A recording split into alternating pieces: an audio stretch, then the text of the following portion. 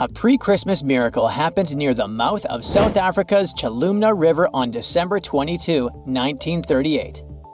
Marjorie Courtney Latimer, the curator of East London Museum, was on her routine visit to the docks. She was checking if there were any unusual catches from local fishermen. Suddenly, she spotted a strange fin sticking out of a pile of discarded fish. Intrigued, she cleaned off the slime to reveal an incredible discovery. A pale blue fish with silvery flecks, thin scales, and 4 fins that looked almost like limbs. And it was huge too, 5 feet long, weighing about 127 pounds. Marjorie actually specialized in birds, but she had always been fascinated by the natural world, including the ocean. She didn't know what the fish was, but she had a feeling that it was something special. So she had the fish loaded into a taxi and taken to her museum. She then went through lots of reference books, but no matter how hard Marjorie tried, she couldn't identify the species. She decided to show it to the chairman of the museum's board, but he just dismissed it as a common rock cod. Marjorie didn't listen to him. The creature fascinated her so much that she kept studying it, and even tried to preserve it by having it taxidermied, although she couldn't save the organs. Desperate for answers, she reached out to a fish expert, J.L.B. Smith. But tough luck, he was away at that moment. When Smith finally saw the drawing, he got instantly intrigued. By January, he finally wrote the response to Marjorie, saying the fish was giving him sleepless nights. He was eager to see it in person. On February 16, when he finally arrived at the museum and laid eyes on the fish, he was stunned. Suddenly, it dawned on him that he was looking at a coelacanth, a species believed to have gone extinct 66 million years ago. This made it a Lazarus species, an extinct species that reappears after a long absence in the fossil record. It was like seeing a fossil come to life. Scientists thought that this creature had vanished with the dinosaurs. Thanks to Marjorie's persistence, this became one of the most remarkable biological finds of the 20th century. The entire genus Latimeria was named in her honor. Turns out, fish was vibing in the deep ocean waters, completely unbothered by an asteroid strike for millions of years. Today, at least 2 species of coelacanth are known to exist. Both come from this ancient lineage that survived the test of time. They mostly live in the Indian Ocean, with some chilling around Indonesia here and there. Coelacanths look and behave very differently from other fish. Their creepy fins actually move in a way similar to how human arms and legs move. They also have a special joint in their skull that lets them raise a part of their head while feeding. That's because they're related to tetrapods, those guys that were the first to step out of the waters to the land. Michael Smith is a British naturalist. On July 2018, he was exploring the remote Wandiwoi mountain range in Papua, Indonesia. He was there to search for rare, pretty flowers called rhododendrons, but he accidentally took a photo of a funky-looking creature. Smith got very curious about this animal. He then returned for another expedition, this time with a local guide. He spent 10 tough days searching high in the mountains. The terrain was harsh, with constant rain, slippery ground, and leeches crawling into their boots. When they were already exhausted and close to giving up, the miracle happened. The team finally spotted and snapped a picture of the animal.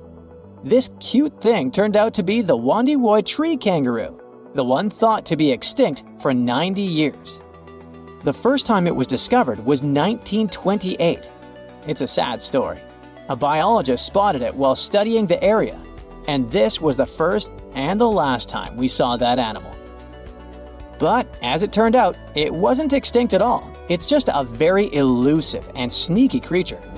This marsupial lives in small, isolated, steep and misty forests. Very few people venture there, all because of the reasons we mentioned: the rugged terrain, dense bamboo thickets, lack of water. Even the local hunters had never seen one. They're super cute with their round face, reddish fur, and appearance that looks like a mix of a monkey and a bear. It's a weird type of kangaroo that jumps on the trees, not the land. When Michael Smith rediscovered it, he immediately contacted experts, including a specialist on tree kangaroos. The discovery was confirmed. Even though it's still hard to catch these creatures in the wild, they're still a mystery to science, and scientists try to protect the species. In 1996, researchers from the Wildlife Conservation Society were walking around the meat market in Thakek, Laos. Suddenly, they spotted a bunch of weird rats. Yeah, it may seem to be a common thing for a market, but those were no simple rats at all. At first, they thought it was a new species. They called this new rodent the Laotian rock rat. This animal was so different from other rodents that biologists wanted to place it in its own family. But in 2006, Mary Dawson and her team challenged this idea. They suggested that the Laotian rock rat might actually belong to an ancient family of rodents, the ones that were believed to have been extinct for 11 million years. In the same year, scientists finally captured and documented a live specimen. And guess what? Those were indeed those ancient rats. They didn't go extinct. They just preferred to avoid the spotlight and decided to go vibe in the limestone karsts of Laos and a small part of Vietnam. Turns out, the locals were even familiar with the rodent, regularly trapping it for food. Right, that must be the true reason for their hermit lifestyle. Now, these guys are a huge interest for scientists and are being studied carefully. In 2019, some scientists went on a joint expedition on Fernandina Island in the Galapagos archipelago. During the expedition, the team started noticing weird things: tracks, scat, and claw marks on trees.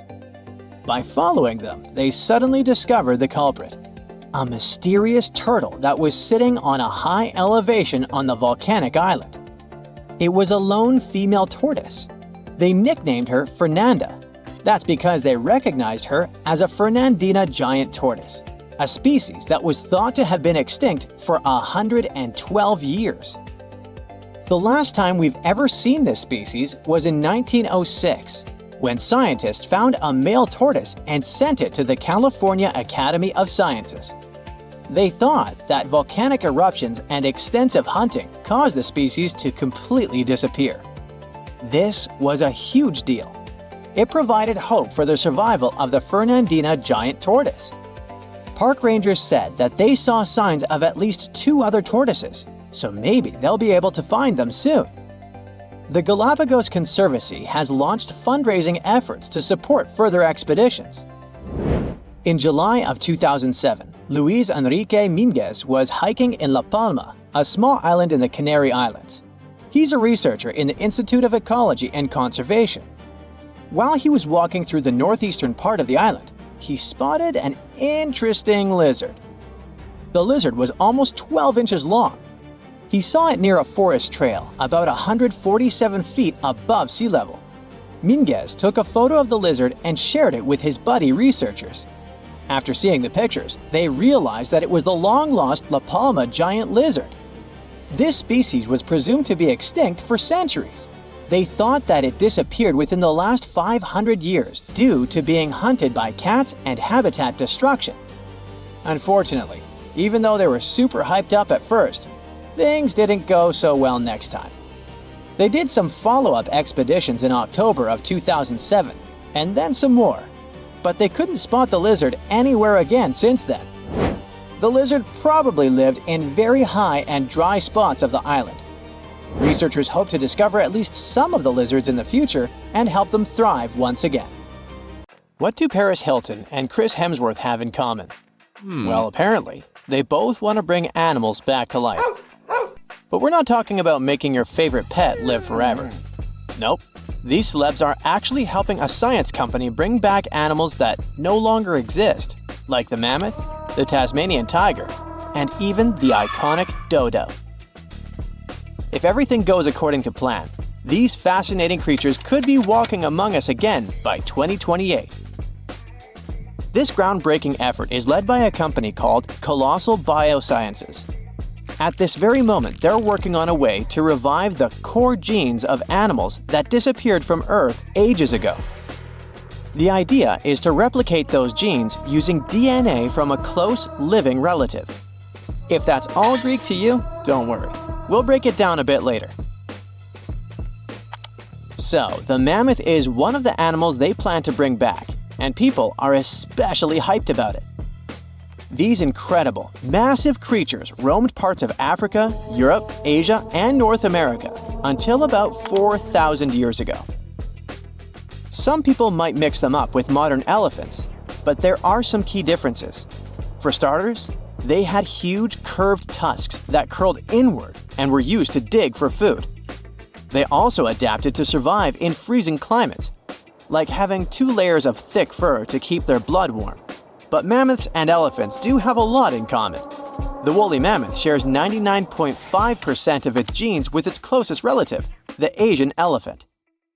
That's huge because it means that mammoths are genetically closer to Asian elephants than Asian elephants are to African elephants, for example. The company's bold plan is to create a living, walking elephant-mammoth hybrid that looks just like the ones that used to roam the planet. This animal will look like, walk like, and even sound like a woolly mammoth, but most importantly, it'll be able to live in the same ecosystem that the mammoth left behind. If the scientists succeed in bringing back enough of these creatures, one of their big goals is to help restore the Arctic tundra ecosystem. But how do they actually plan to create the mammoth? Here's their plan. First, they need to find well-preserved samples of woolly mammoths in places like Alaska, for example. Then they'll need to sequence the mammoth's genome and the genome of its closest relative, the Asian elephant. The next step is to identify the important genes that made the woolly mammoth perfectly adapted to cold temperatures, like its shaggy hair, curved tusks, and dome-shaped cranium. In other words, they need to identify which genes make the mammoth, well, the mammoth. Now comes the interesting part. They will use top-notch gene editing tools, kind of like scissors, to cut the Asian elephant DNA and replace those spots with the mammoth sequence. This will allow them to create a new cell line and, later, an embryo. This embryo will grow inside a healthy female Asian elephant, who will be the surrogate. And just like that, a new, cold-adapted elephant will be born. Or at least, that's what scientists hope. Specialists predict that this Mammoth 2.0 could be on Earth as early as 2028. The reason it will take a while is that their gestation period is around 22 months. But if that deadline feels too far for you, there is actually a chance we could get a surprise a lot sooner.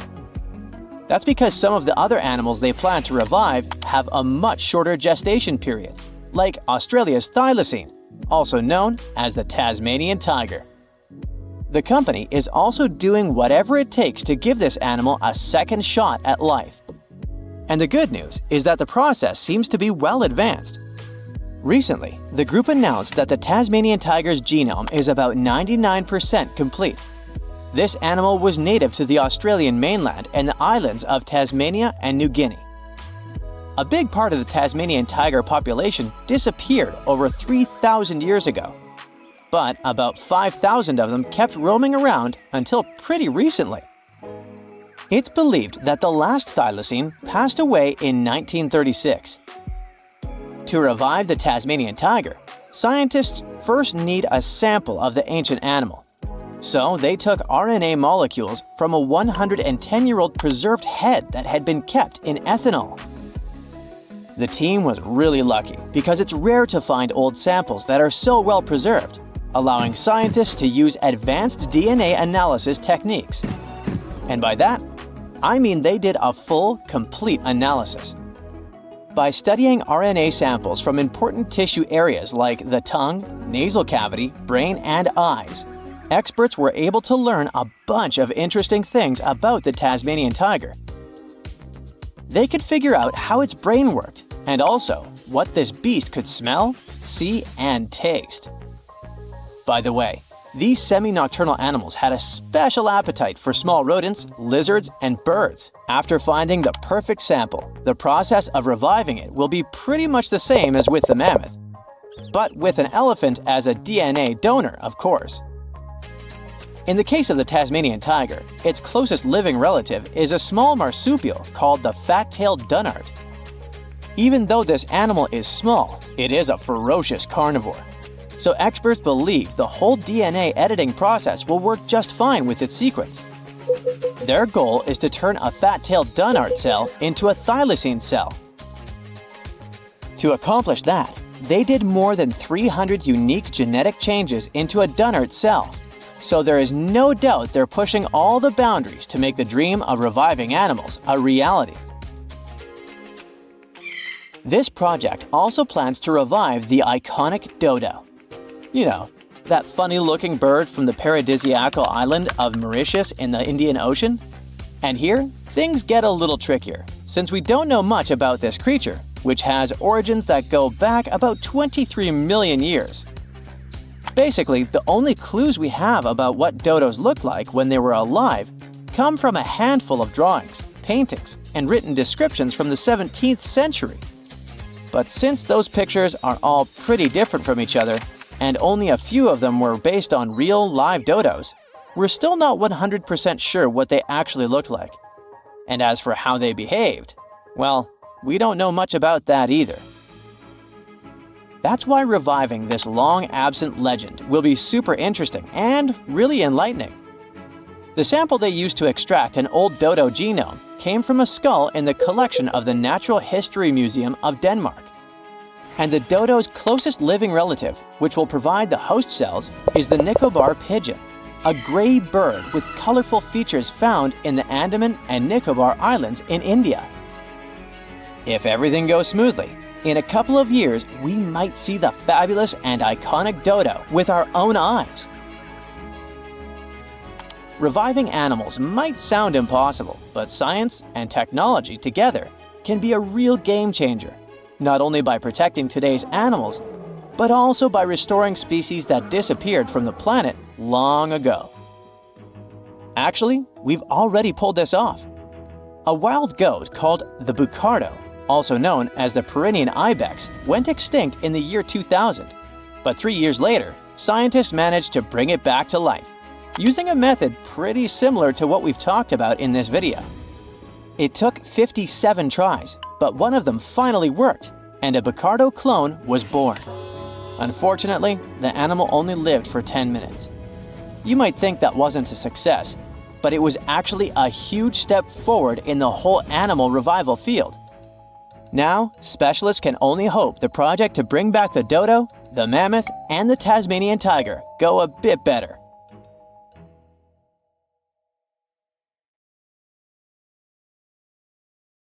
Recently, we discovered fossils of the ancient winged terror from Mongolia, a colossal pterosaur with a massive wingspan of 32 feet.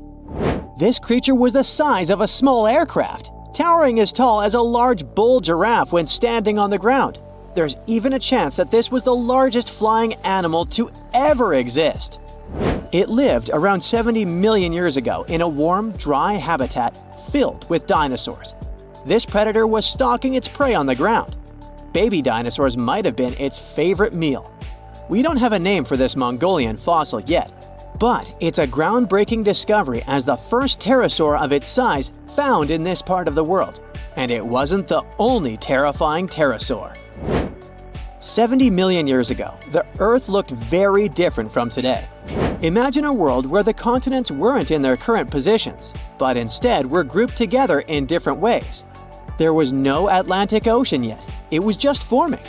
Soon, South America is going to split apart from Africa, and India will become its own separate island. It was the final days of the Mesozoic era. This period was divided into Triassic, Jurassic, and Cretaceous periods. The land was covered with shallow oceans and seas, with a lot of islands across North America, Europe, Asia, and Africa. Parts of what is now the United States were underwater, between the Rocky Mountains and the Appalachians and Ozarks. If we were to look specifically at Virginia during this time, we would find it submerged under a shallow sea, part of the early Atlantic Ocean. The climate was surprisingly mild. The oceans and the planet in general were warmer and ice-free at the poles. First, flowering plants started to appear, which was great news for insects like ants, bees, and butterflies. And of course, it was a time when huge animals, including our favorite dinosaurs, roamed the land, ruled the seas, and dominated the skies. But it wasn't just dinosaurs. Many new species of animals were appearing. Among them was the giant Quetzalcoatlus. Imagine a massive, flying reptile with wings as wide as a fighter jet. It was named after an Aztec deity, but let's call it Quetz for short. Quetz lived alongside dinosaurs, but were not dinosaurs themselves. It belonged to a family of majestic flying creatures, Azadrichidae. These amazing beasts were named after a dragon in Uzbek mythology. It's not hard to see why. Living in the late Cretaceous period, around 85 to 65 million years ago, Quetz and its kin ruled the skies. They had little competition from non-flying dinosaurs and fewer birds than we see today. They had special adaptations to stay light for flight, with bones filled with hollows and pits to reduce weight. And they weren't just airborne, they were skilled walkers too. They were strutting around like storks on the ground. But there was another, lesser-known giant called Hatzegopteryx. Let's call it Hatz. This beast was discovered in Romania in the 70s. It's a hidden gem compared to the more famous Quetz. Most of them had wingspans over 40 feet. That's as big as a school bus. To give you an idea, today's largest flying animal, the wandering albatross, only has a 12-feet wingspan. Hatz called Hatag Island home. This place was like a paradise for these pterosaurs, rich in forests, rivers, and diverse wildlife, including dwarf dinosaurs. With few predators and plenty of resources, Hatz grew to immense proportions. It had a powerful jaw, a strong neck, and a sturdy body, making it a formidable predator. It might have even gone after dinosaurs. Surprisingly, despite its hefty build, Hatz could fly. Maybe not long distances, but likely used its wings to explore the island. Movies often make dinosaurs seem scarier than they were in real life, but one dinosaur was actually more terrifying in reality than on screen. One of them was Dilophosaurus. You might remember it as a small venom-spitting dinosaur that played a minor role in Jurassic Park. But in reality, it was known as one of the kings of the Jurassic era. It lived about 180 million years ago, a bit earlier than the pterosaurs were mentioned. It faced tough conditions, with extreme seasons and large deserts. The first fossils of this monster were found in the 40s in northern Arizona, but they were mixed up with another dinosaur called Megalosaurus. Years later, a new fossil was found in the same area, and it had something special: 2 crests on its head. This meant it wasn't a Megalosaurus after all, so it got a new name, Dilophosaurus, meaning two-crested lizard. Contrary to what Jurassic Park showed, the real Dilophosaurus didn't have a frill around its neck. Instead, it had 2 big crests on its head, probably used for showing off or finding mates. This Dilophosaurus wasn't small. It wasn't as big as some later dinosaurs, but still huge, about the size of a large car. It weighed around 880 pounds, similar to a brown bear. It was the biggest land animal in North America during its time. Dilophosaurus was fierce. Its jaws were full of sharp teeth, perfect for hunting, either fish or land animals. It likely preyed on large animals, including other dinosaurs. Its arms were strong and had sharp claws, making it the top predator of its time, ruling over the entire North America. Late Jurassic North America was a tough place to live in general, especially in the western United States.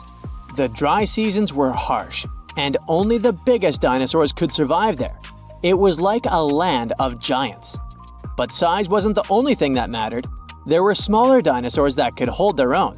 One of them is Ceratosaurus. It made a huge fuss when it was discovered in 1883. While fossils of this nature are hard to find, its unique features make it easy to recognize. Plus, the fossils were almost complete, which helped us to describe them quickly. It had a face that could scare anyone. Rows of sharp teeth, bony bumps over its eyes, and its most iconic feature, a horn on the nose, which was probably used for display or fighting. This horn earned Ceratosaurus its name. Our early reconstructions were wrong about its size and posture, though. Ceratosaurus was a medium-sized predator, but some individuals could grow up to 20 feet long and weigh over 2,000 pounds, like a hefty bison. Despite its smaller size compared to other dinosaurs, it didn't lag behind. It had strong legs for running and small but grasping arms.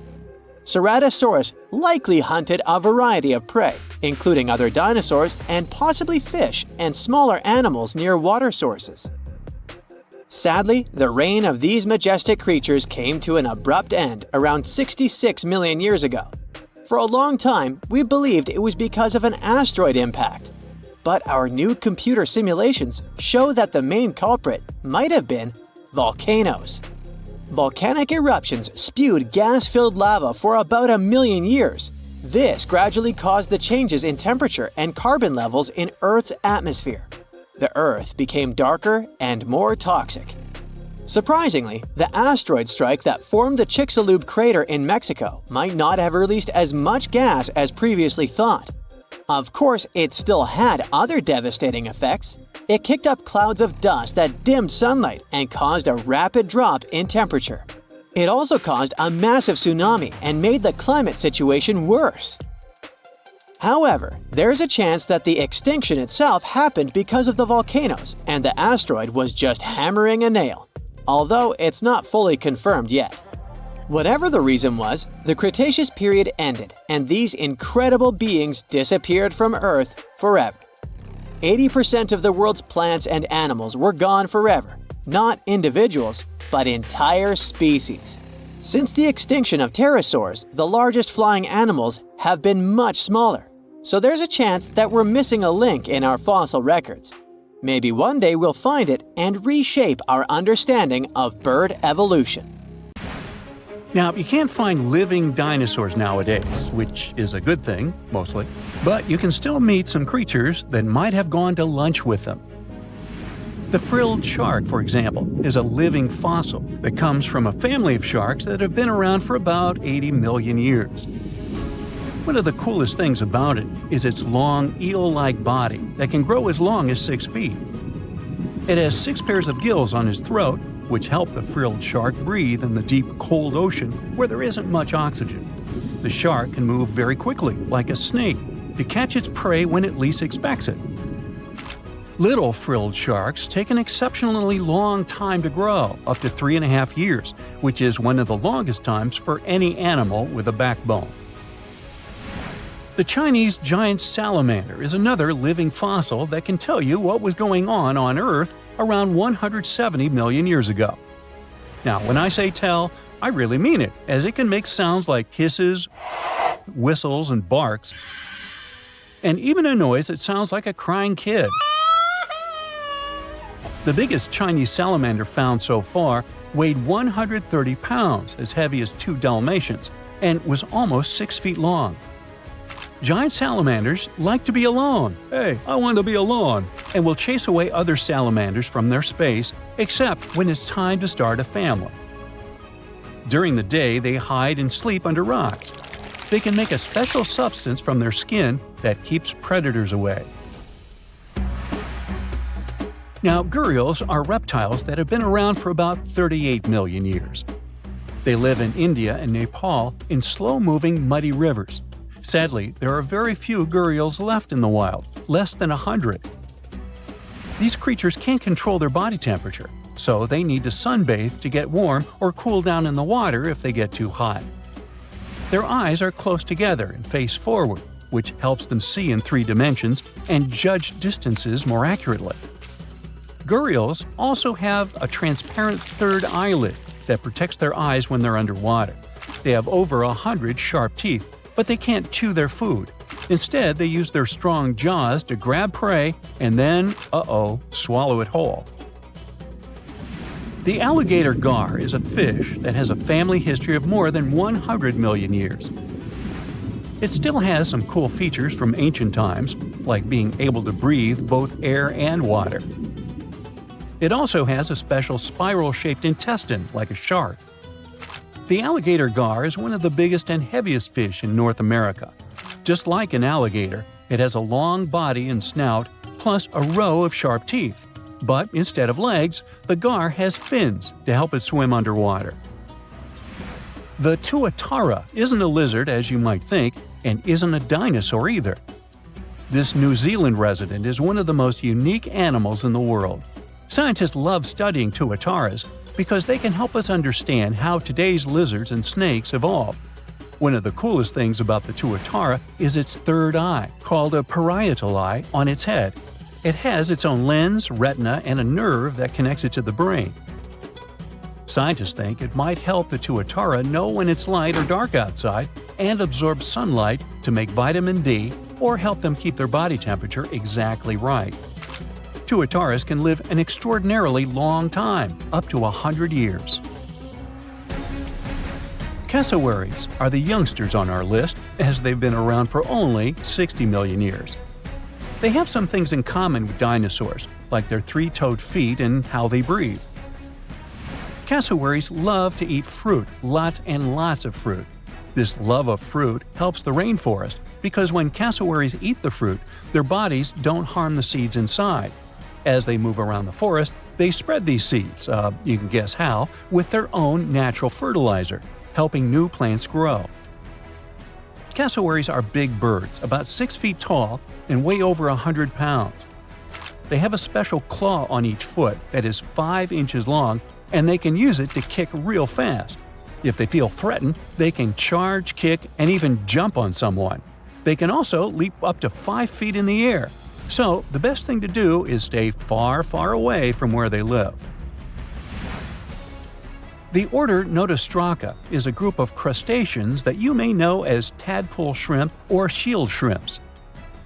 These animals have been around for about 360 million years. They have a wide, flat shell that covers their head, and they have a pair of eyes on top. These creatures can be found all over the world in different kinds of water, like freshwater, brackish water, and even salty pools. They can also look different depending on where they live.